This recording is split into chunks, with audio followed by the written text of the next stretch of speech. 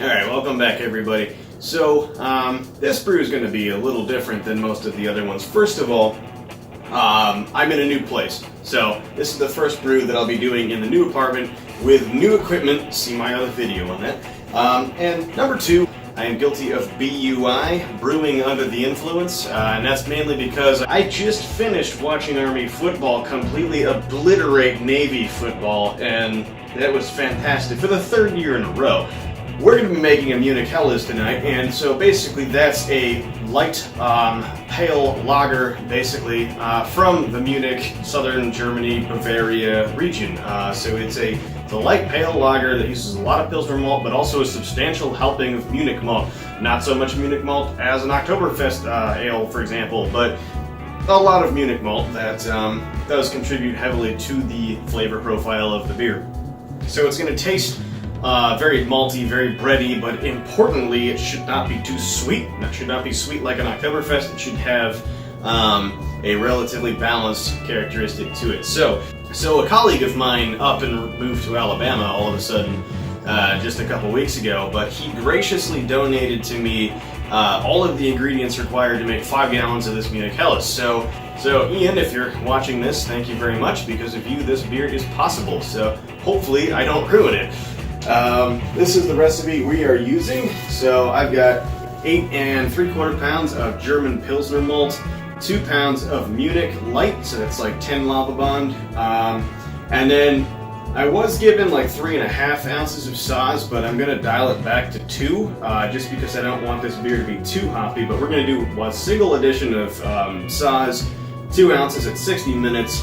That only gives us 20 IBUs. I do want this to be a malt-forward beer. As far as yeast, we are using a 2-liter starter of Y Yeast 2124, which is the Bavarian lager yeast. And that's been going for like 4 or 5 days now, so it should be pretty much up to the cell count that we need. Hopefully it is. We'll find out. Anyway, what we're going to do now is mash this for basically 90 minutes at 150 degrees. So we want a decent amount, like on the mash temperature spectrum, we're going to err towards fermentability because we want this to be a dry finishing beer if possible. So hopefully it works out that way. Hopefully I don't make too many mistakes because of the beers that I've had previous to this, but circumstance dictates that we brew tonight, so we might be up until about midnight or a little bit after brewing, but nothing's wrong with that. I have a good weekend planned if I could brew. So here we go. So first things first, I need to filter my brewing water because of the new place. So I've got this kind of faucet mounted filter here. Shouldn't be too big of a deal. It's just going to take a very long time to fill up the brew pot, so I'm not going to make it. You guys watch that. Alright, so we are very close to our mash temperature. Now, I am supposed to mash this I'm supposed to have a strike water temperature, there we go, of 155 degrees. So if you look at the kettle mounted thermometer, you'd say, oh yeah, we've got a long ways to go. But I highly recommend having a secondary thermometer to just double check your reading, because look at this. Right in the center of the pot, we've hit our temperature. We're like right on it. So basically, and that's because the thermometer probe it's down there. I would show it to you if I didn't have a giant amount of bag in the way.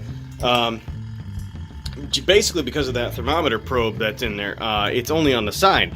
It doesn't actually reach all the way in, so you don't actually get a real accurate temperature reading. Not to mention also it's got the kettle and a whole bunch of other kind of influence factors that are going to make it not super accurate, but it's good for ballparking stuff. Anyway, we've hit our mash temperature. I'm going to go ahead and dough in now.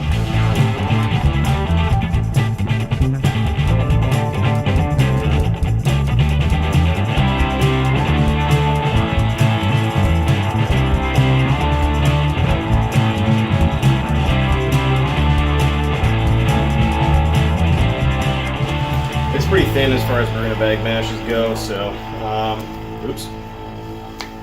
It's time to go take our temperature estimation. I'll turn that around for the camera so we can see. We are a little high, but That's alright. Plus or minus 1 degree is not a big deal. Plus, this is all brand new equipment, so most of my calculations are probably going to be 100% freaking wrong. And that's what we'll deal with, so.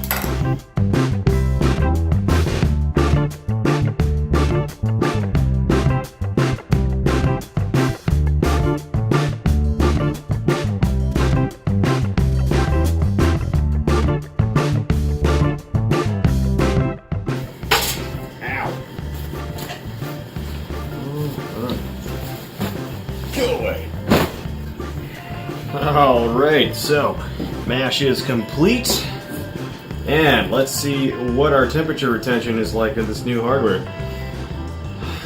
Alright, smells awesome. We have a temperature of 148. Yeah, okay, 2 degrees, so solid. That's no better or worse than my last hardware. A hell is of a lot of drainage.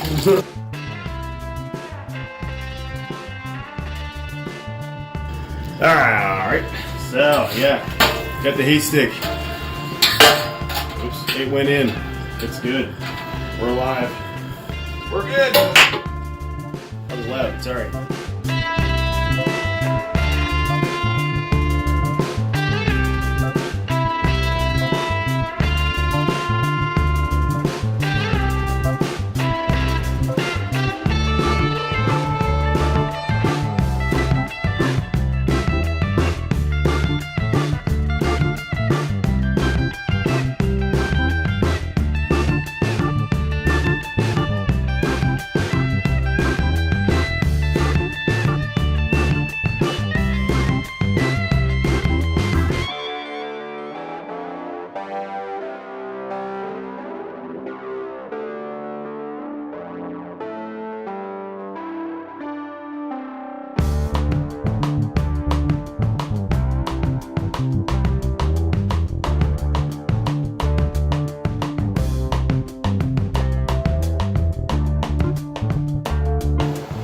That is a rolling boil. That right there is what you want. That is a very vigorous boil. We got these big columns of bubbles coming through. That's the most vigorous boil I've ever gotten, and I love it. I'm like equal parts excited and terrified right now.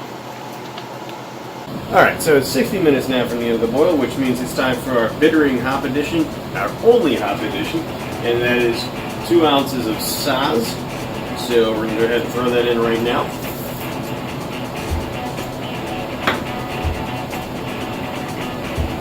Tie it off. I did not think that one through, but yeah, tie it off. Alright, so then we let that sit for about 45 minutes, and then we'll add the chiller and all that good stuff. Alright, so our pre-boil original gravity sample is cooled down, and it's looking at about 1.042 specific gravity points. That's actually a little high, but then again, this is all new equipment, so it's going to take some getting used to, and some things might change. But anyway, we're going to continue doing this thing and see how it goes. It might end up being a little bit stronger of a Helles than we were going for. Alright, so while I'm cooling this down, I figured I'd kind of talk about how the brew went, how the fermentation is going to go. So yeah, brew was pretty straightforward, standard. Got a single hop addition at the beginning. I could kind of leave it by itself. It wasn't too bad. That being said, having the much more vigorous boil involved actually did generate a decent amount of kind of foam. So we were able to deal with the risk of boilovers. There wasn't too much of a hot break, so that was okay. I noticed that once I actually added the Whirlfloc tablet, it got really strong. There was a very serious amount of foam that immediately appeared. So I had to manage that. Fortunately, we had no boilovers, which is good because it's like freaking midnight. And I don't want fire alarms going off at midnight. But anyway, it's a successful brew day, I think. what we're going to do now is, once we have this cooled down, transfer to the fermenter and then stick this in the fridge, let it cool down overnight. So basically I have that 2-liter starter, right? So then in the morning, once this is hopefully down to about 50 degrees or so, I'll be able to pitch the starter. I'm going to try something a little different. I'm going to actually start the lager yeast a little bit warm, so maybe like 55 to 60 tops, just to get it going. Once I see airlock activity and visible kind of indication of fermentation, then we'll cool it down to 48 to 50 and keep it at that good lager temperature. And then basically, yeah, we'll ferment that fully. 2 to 3 weeks, it should be completed. At that point, we will I'm going to try my best to bulk age it. If I really want to try it and see how the beer turned out, then maybe I'll lager in the bottles, and then we'll be able to, take a bottle or two every couple weeks and see how it goes. But otherwise, minimum time as far as lagering goes is at least a month. So, and that's at 32 to 33 degrees, something around that temperature, just above freezing. That gets it nice, crystal clear, and will basically allow for a lot of good kind of crispiness to develop. So, anyway, hopefully that works out. This will be my 3rd lager, so it'll be kind of fun to see how it goes.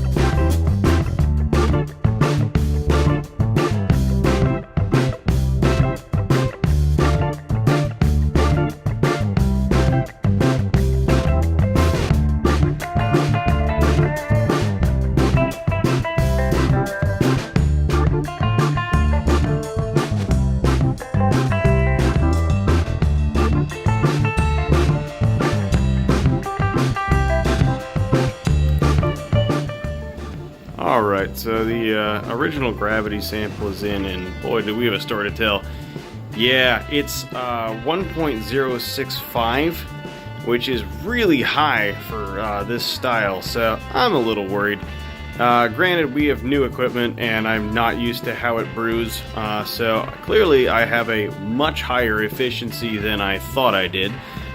With the new kettle and the new boil rate, so we'll have to keep that in mind for future brews. For now, I guess this is going to end up being a very strong Helles. Hopefully not super strong to make it gross tasting, but I don't know. We'll follow it through, find out. I'm going to have to adjust my equipment accordingly, but wow. Still kind of surprising. Alright, good morning everybody. It is the following morning after brewing. Last night I was up until like 12:30 finishing up, but overall actually still a shorter brew session than my last place. Mainly because I can boil faster, I can heat faster with the heat stick, but also the faucet here allows me to actually hook my chiller up directly to it, which is a huge help. If you recall my last couple videos in my last place, I couldn't do that. So I hooked up basically the chiller to my bottling bucket and kind of used that as a very slow chiller method that actually it still got the job done, but it was slow. Anyway, last night I was able to cool it down pretty quickly. Put it in the fridge overnight, so now this morning checked it. It's at 61 degrees. Anyway, I have this 2-liter starter here that I made from White's 2124, Bavarian lager. That's been going for about a week, and 2 or 3 days in, I added a little bit more starter wort just to keep the gravity going, keep the fermentation going. So I believe very strongly that we have enough yeast here to get the job done. I could decant this and pour off the yeast cake, but as you can see, didn't really flocculate out very much. There's a little bit at the bottom, but there's still a lot in solution, so I'm just gonna dump the whole thing. I think it's gonna be fine.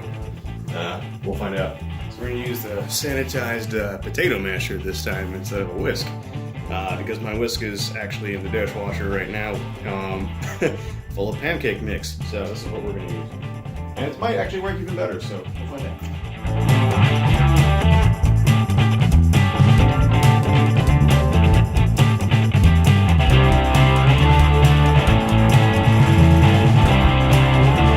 I actually feel like I didn't actually get a very good level of oxygenation in there with the potato masher, so now we're going to try a slotted spoon, see if that does anything better. I don't know.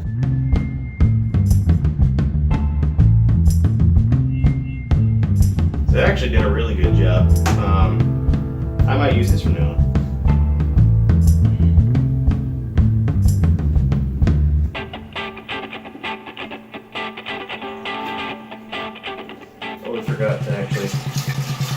yeast going, so make sure you do this.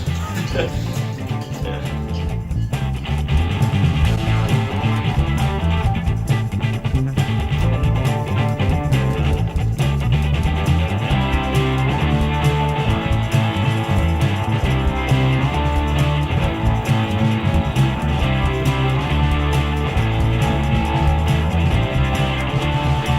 So, yeah, I did decide that I'm going to do this at a little bit warmer of a temperature to begin, kind of mid-60s, and get it going, get the fermentation kind of jump started. Once I see that the hairlock is going on and we're starting to make some krausen, then I'm going to take it and put it in the fridge, which is already at lager temperatures. And we'll finish the fermentation in there. Once it's done its primary fermentation in the fridge after 2 to 3 weeks, pull it out. We'll raise it up to 70 degrees for 3 or 4 days for the diacetyl rest, let the yeast kind of clean up their byproducts, and then we should be good to either lager in bulk or lager in bottles, depending on how I feel if I want to do that. So we'll see, time will tell. Alright, so it's been just about 12 days that we've been brewing the Munich Helles here, and it's been sitting in the fridge at about 48 degrees for that long. So what we have here is a gravity of 1.014, so at this point we are very, very close to the end of fermentation and hitting our expected final gravity of somewhere between 1.010 and 1.012. So what I'm doing now is what you should do for every single lager that you brew. I did it for my Pilsner, I did it for my Oktoberfest, and I'm doing it for the Helles. And that is pulling your fermenter out of the fridge and bringing it up to about 70 degrees and holding it there for at least 3 days. In my case, I'm going to hold it up here for a good week or so, given that I had a much higher original gravity than expected. So the yeast are working hard. And what this is going to do is ensure that you get complete fermentation. So basically, by raising the temperature, you're encouraging the yeast to ferment out that last final bit of sugars. In so doing, they're going to move into their secondary kind of mode and basically start cleaning up off flavors and generally making your beer much tastier. So we're going to leave it here for a couple days while my Hefeweizen ferments further. And then we'll come back and bottle this after we cold crash it for another 2 or 3 days following the diacetyl rest. So hopefully the flavors will clean themselves up nicely and we'll have a great beer at the end of this. So our fermentation has been about 65 to 70 degrees for 4 or 5 days now, and that is basically completed the diacetyl rest at this point. So it's safe to draw our final gravity sample, and here we have it at 1.010. So given our crazy high OG of about 1.065, that puts us in the neighborhood of about a little higher than 7% alcohol. So this is quite uncharacteristic for this kind of beer. I did take a quick taste sample at this stage, and it's got a lot of good breadiness, but you can definitely, the alcohol level does contribute to the body at this point. However, that being said, the rest of this sample is really way too yeasty to really get anything else out of it. So once we start lagering this and the yeast start flocculating out and we get the cleaner, clearer, crispier beer, hopefully that'll change the flavor for the better. When you lager a beer, you could do it basically one of 2 ways. You can either A, do as I ultimately ended up doing, and once primary fermentation is complete, transfer to the bottles, add your priming sugar, do the standard bottling procedure, carbonate over the course of 2 weeks, and then stick them in the fridge to lager for a month or so before drinking. So this gives you a couple benefits. Number one, they're going to carbonate really fast, as in like they're going to carbonate the normal ale time frame of 1 to 2 weeks. And 2, they're going to be testable, so you can pull a bottle every so often. I've been checking mine every 5 days, just to see how the carbonation is doing, just to see how the flavor is changing, and just because you want a beer. But that method works well for me. It's what I like to do. B, you can end up doing this in bulk. I've also done this before, so up here I'll leave a link to a ages-old video on a Kolsch that I made where I did end up lagering in bulk. Please forgive the crappy editing on that. That was my very first channel video, so it is a total newbie attempt at this sort of thing. Anyway, if you're going to do it that way, you're going to basically want to make sure that you have a secondary fermenter that is the same exact capacity as the amount of beer that you have. Reason for that is you want to minimize headspace, you want to minimize the chance of oxygenating the beer. And the reason why we put it in secondary is because we want to get it off that yeast cake. When you submit the yeast to lager temperatures, they're all going to go dormant, they're going to flocculate to the bottom, and having the beer sit on that yeast cake for an extended period of time is going to produce some bad off flavors. We don't want that. Following that, after the lagering process is complete, you will then transfer to the bottles, bottle as normal, but just expect, because there's less yeast in solution, the beer will take a lot longer to carbonate. When I brewed that Kolsch, it took me a full month to actually achieve the optimal level of carbonation. So anyway, it's been just over a week since I bottled the Helles, and at the moment it's showing very strong carbonation. It pours a very frothy head, but it does go away very fast, so that's an indicator that the CO2 hasn't been fully absorbed into the beer. That's a mistake that I made with my Oktoberfest. Just once you start that lagering process, that yeast is going to go down and it's going to drop to the bottom of the bottle. So just keep in mind that the carbonation level that you have when you put it in the fridge is the highest it will ever have. Anyway, we're going to give the Helles another week or so at room temperature to carbonate fully, and then we'll start that lagering process. It does have a decent amount of diacetyl flavor in it, unfortunately, at the moment. That's kind of a natural thing that happens in lagers anyway. I'm willing to accept that. It's still pretty tasty. But I'm really hoping that the lagering process will clean that up. Literally, time will tell. So, anyway, it is tasting pretty good at the moment, so I have some good hopes for this beer. Maybe we'll save it after all. It might be a Helles Bock, maybe a Maibock at the end of this, but I'm hopeful. It's good. Alright, so now it is time to taste the final beer. And man, have we waited a long time for this. So this was the first beer that I brewed when I moved into this new apartment several months ago, and it's actually the third beer, believe it or not, that I've tasted here. So the time involved in a lager is definitely a lot more than your standard ale. So anyway, basically, the final beer is pretty much ready. It's been lagering for over a month now. It's about a month and a half that it's been sitting in cold storage. So I think at this point, it's just about as good as it's going to get. Yes, it'll get marginally better over time, but the majority of that flavor cleaning process has completed already. First of all, this is not a awesome example of the style of a Munich Helles. I'm just going to say that right up front. Because of its high alcohol content, it does not fit in with a Helles or a Dortmunder Export or any of the nearby styles. It is not a Maibock, however, because it does not have caramel malts in it that make it sweeter. So unfortunately, this is kind of a beer that doesn't have its own style. That being said, it's still decently enjoyable. There are flaws with it. There are things that I'm not happy about with it. But overall, it's decently drinkable, and I actually learned a lot from it. It's called Das Stultsbier. It turns out to be about 7.3% ABV and 20 IBUs. So, yeah, let's go ahead and get into it.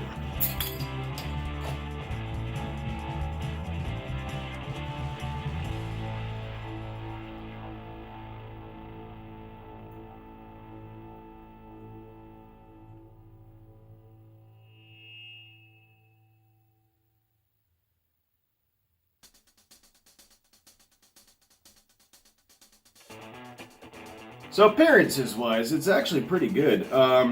It is exceptionally clear, which is because of Whirlflock and lagering. That's all I did there. Got a decent amount of carbonation. As you can tell, the head is pretty substantial on this. It's got pretty fine bubbles. It's a little darker, actually, than your standard Helles, so that's probably due to my 90-minute boil and the amount of Munich malt that was in there. That's going to happen anyway when you use Munich malt. But a standard Helles is generally just a shade lighter. Right now, we're looking at kind of a medium golden color. It's a nice color, actually. I really do like it.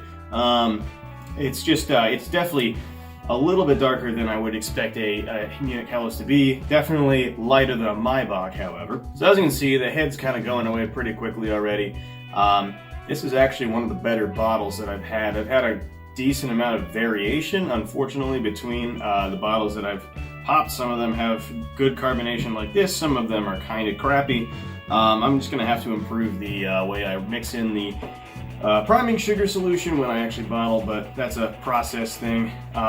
Anyway, I'll also add some carapils to the grist next time, I think, because that'll help boost the head retention, and that can't really hurt. So anyway, next up is Aroma. So the aroma is not really that strong. It's kind of faint. Getting a lot of bubblegum, banana, classic German yeast aromas.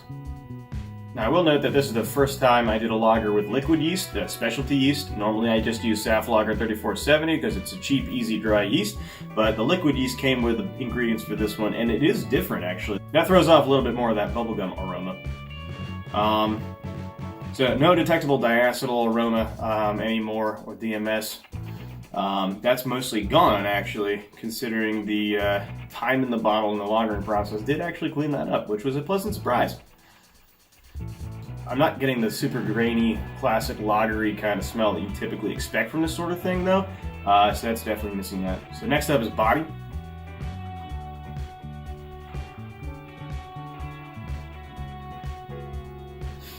So, despite the significant percentage of alcohol, the mouthfeel of this beer is actually still surprisingly quite light.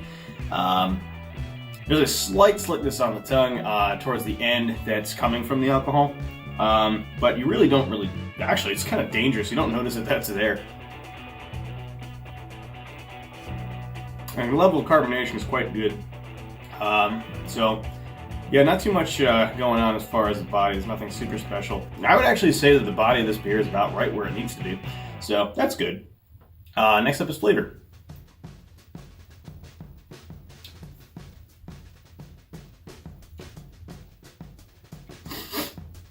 So, there is an appropriate amount of bittering, I think, up front.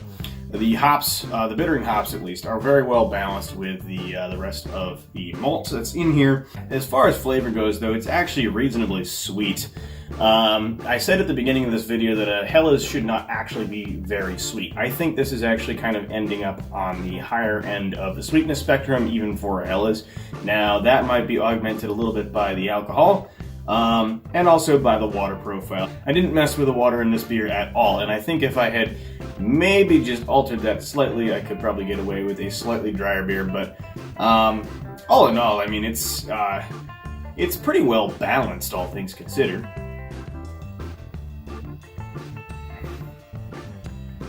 There's no detectable DMS or diacetyl in the flavor, believe it or not, but there's a little bit of yeasty banana flavor that I'm not a fan of in this particular style.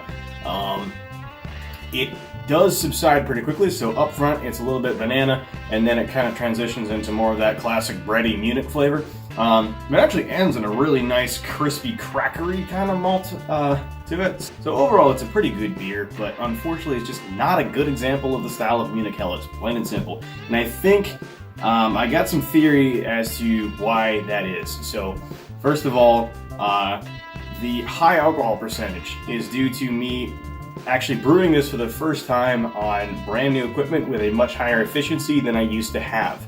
So that obviously raised the original gravity. Secondly, I didn't actually weigh the grain that I was given to verify that the amounts were actually what I was told they were. So it's possible there was some variation there as well, and that would obviously raise the gravity.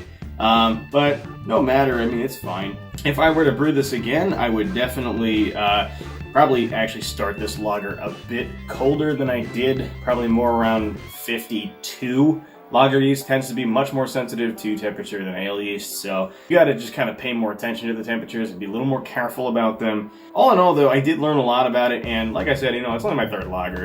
It's a difficult style of beer to master, for sure, and I'm definitely not even close to being a master at it, but it's also a lot of fun to brew. I think it would just end up taking a lot more practice to kind of get it down, probably a little bit more fermentation control. But overall, a lot of fun to brew this. Not a bad beer at the end of the day by any means, but really not a fantastic one either. And like I say with pretty much all of my videos, I mean, I'm going to show you the good and the bad. It's not all sunshine and roses. Sometimes things just break. So, but we learn from that and we press on because how else are we supposed to improve? We do tend to be our harshest critics in the first place, though. I did give this away to some of my friends, and they didn't hate it, so I'll call it an overall success. If you like this video, if you enjoy watching me do the things that I do, please consider dropping a like, comment, subscribe, All of these things really do help out my channel quite a bit. If you do choose to subscribe, first of all, thank you. Second of all, please make sure to click that notification bell icon because that is going to let you know every single time I upload a new video. Usually one video comes out every couple weeks or so. If you choose to brew this beer, have any other questions, comments, concerns, etc., please feel free to drop those down in the comments section below. As long as they are civil, I will get back to you as soon as I can with them. To my current subscribers, thank you for the continued support. It does mean a lot to me. So without further ado, I'm going to go ahead and finish off this beer, and I will catch you in the next one. So cheers.